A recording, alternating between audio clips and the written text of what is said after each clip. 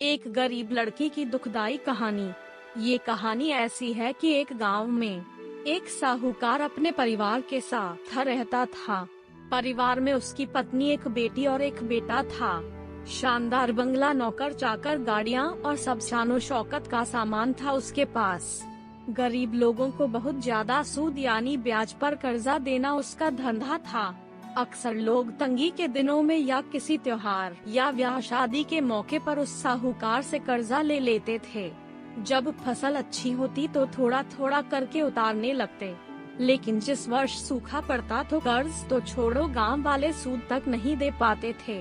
इसी का फायदा उठा वो साहूकार उनकी जमीनों पर कब्जा कर लेता, कब्जा कर उन्हें बेच देता और खूब पैसे कमाता।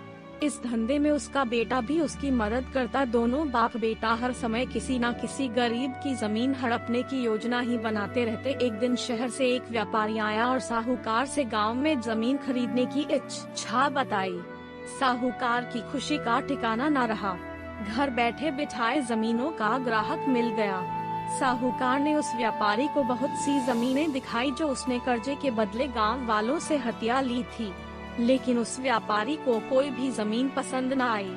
गांव में घूमते हुए व्यापारी को एक जमीन का टुकड़ा पसंद आया। उसने साहूकार से उस जमीन के बारे में पूछा तो साहूकार सोच में डूब गया। असल में वह जमीन तो एक बिन माँ बाप की लड़की की थी जो वहाँ पर रहती थी। उस लड़की के माँ बाप ने साहूकार से 18,000 रुपये कर्ज लिया था, मगर उसे चुकाने से पहले ही उनकी मृत्यु हो गई। बेसहारा लड़की की हालत देख गांव की पंचायत ने साहूकार से उस जमीन पर कब्जा न करने को कहा। भला पंचायत की बात कैसे टाल सकता था साहूकार, मगर दिल में हमेशा ही उस जमीन पर कब्जा करने का बड़ी की मात्रा बात सोचता रहता था। आज व्यापारी की इच्छा सुन उसका लालच बाहर आ गया था और उसने जमीन पर कब्जे का मन बना लिया। कर्जे के सारे कागज ले वह उस लड़की के घर पहुंचा और कर्जा वापस करने की बात कही। जब लड़की ने अपनी दुर्दशा बताते हुए और समय मांग आकार तो साहूकार ने कब्जा करने की धमकी दी। कब्जे की धमकी सुन वह लड़की पंचायत के मुखिया के पास गई और उसकी जमीन को बचाने की दुहाई लगाई। सारे गांव में यह बात आग की तरह फैल गई कि साहूकार उस बेसहारा लड़की की जमीन पर कब्जा करने वाला है।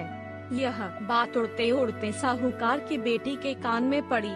अपने पिता के लालच की बात सुन उसके मन में बहुत दुख हुआ। उसने अपने पिता से इस बारे में बात करने की कोशिश की, लेकिन साहूकार को तो सिर्फ बहुत बड़ा मुनाफा ही दिख रहा था। उसे बेसहारा लड़की की दुर्दशा या अपनी बेटी की निवेदन का कोई असर न हुआ और उसने उस जमीन पर कब्जे का ऐलान कर दिया। साहूकार की बेटी ने भी जिद पकड़ ली कि उस लड़की की जमीन पर कब्जा न होने देगी, पर अपनी एक न चलती देख उसके दिमाग में एक योजना सूझी। अगले दिन न सुबह सुबह वह बेसहारा लड़की और उसके साथ 2 लोग साहूकार के घर पहुँचे और कर्ज की 6,000 की किस्त दे दी। साथ में यह भी कहा कि 3-4 महीनों में कर्ज के बाकी रुपए भी उन्हें मिल जाएंगे। रुपया देने के बाद रसीद ले सब चले गए। चूँकि अब किस्त मिल गई थी, इसलिए पंचायत ने भी कब्जा नहीं करने दिया। साहूकार बहुत परेशान था कि आखिर उस लड़की के पास इतना सारा रुपया कहां से आया। कल तक तो वह दाने दाने को तरसती थी और आज 6,000 रुपया दे गई। कुछ भी ना समझ आने पर उसने गांव वालों से भी पूछताछ का बड़ी की मात्रा, लेकिन कोई भी रुपयों के बारे में नहीं जानता था। कुछ दिनों बाद वह लड़की फिर 2 गांव वालों के साथ आई और कर्ज की बाकी रकम चुका कर रसीद और कर्ज के सारे कागज ले लिए। साहूकार परेशान हो गया कि आखिर इस लड़की के पास इतना धन आया कहां से। इस तरह कुछ दिन और बीत गए। एक दिन साहूकार को खबर मिली कि उस बेसहारा लड़की ने अपनी जमीन बेच दी है। कुछ कर तो सकता नहीं था, लेकिन उत्सुकतावश जाकर देखा तो चौंक गया। जमीन पर एक बोर्ड लगा था। उस बोर्ड पर जमीन के मालिक का नाम देख साहूकार की मानसा से रुक गई हो। मालिक के नाम के आगे लिखा था उसकी अपनी बेटी और उस लड़की का नाम। वह दौड़ा हुआ घर गया और बेटी से पूछा कि यह क्या तमाशा है। तब उसकी बेटी ने उसे बताया कि उस गरीब लड़की की मदद के लिए उसने अपने सारे गहने बेच डाले ताकि उसकी जमीन आपके कब्जे से बच सके।